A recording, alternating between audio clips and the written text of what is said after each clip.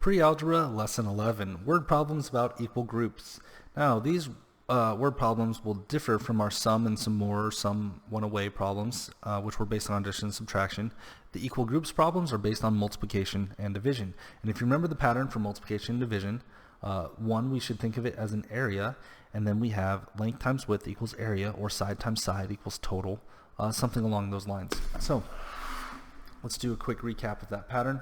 The pattern is length times width equals area, which is the big number or the total, or you could think of it as side times side equals total, which I don't think I put this one in the last video, but it is another way to view of it. And the way that works is if we have a length of 12 and a width of 5, the area would be 60. Alright, so that's how we view it that way, and it helps to draw little boxes with these problems, which is how we're going to approach these. So let's go ahead and get right into the practice. Alright, so practice A says 40 kids stood patiently in each line. There were 35 lines of kids. How many kids were standing patiently in all the lines? Well, again, just like any story problem, if we read it all at once and then we try to solve it immediately, sometimes the whole sentence makes no sense. So let's take it bit by bit, and we'll start with the numbers we know. Alright, so they tell me 40 kids stood patiently in each line. Alright, so I've got 40 kids in a line. Or I'm sorry, that's 40 kids in each line. Okay, so I've got a distance of 40, right? That's 40 kids in each line. It says there are 35 lines of kids. So how many of these 40 lines do I have? I've got 35 of them.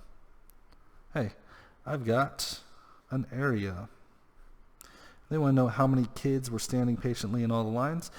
So to do that, I have to multiply, right? So length times width would be the area, or 40 kids in 35 lines. So I'm drawing a box, but what I'm actually saying is I've got a line of 40. 1, 2, 3, 4, 5, 6, 7, 8, 9, 10, 11, 12, 13, 14, 35 times, right? So if I've got 35 lines of 40 kids standing in a giant block, that gives me an area problem, and that's how we're going to approach it. So all I have to do is 40 times 35.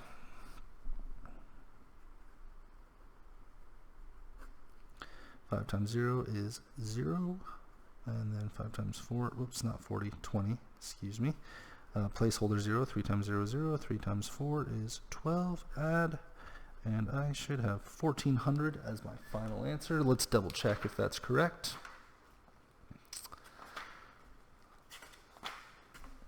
And we are correct. It is 1400 kids in line. Right? So I'll make sure I label my answer for word problems. 1400 kids. Now let's go on to the next one. It says 40 kids could crawl into one space. If there were 1600 kids, how many spaces would it take to hold them all? So let's think about this. I've got 40 kids in one space. 40 kids in one space. It says if there were 1600 kids, 1600. All right, so I've got 40 kids, one space, 1600 kids. This seems to be like the total area number, right? So if I were to draw my box, that 1600 would be the number in the middle. It says how many spaces, yep, how many spaces would it take to hold them all, right? So if there's 1600 kids in all, I've got 40 kids in a space. How many spaces do I need to spread them across? Well, if I've got the area and I've got the length, I need to divide to find the other part. So we'll take 40 into 1600. 40 will go into 160 4 times. 4 times 0 is 0. 4 times 4 is 16. Subtract, I've got 0. And 40 goes into 0, 0 times. 0 times 40 is 0. And the answer is 40. So 40 kids and 40 spaces. So 40 spaces is my answer. All right. So that's how we approach these problems. It's just the exact same pattern as we've had before. You will either multiply or divide. Make sure you understand where your total or your area number is. All right. And oh wow, that was a pretty short one. So that's all there is for this lesson. If you have any questions, let me know on the website, and I'll see you in the next video.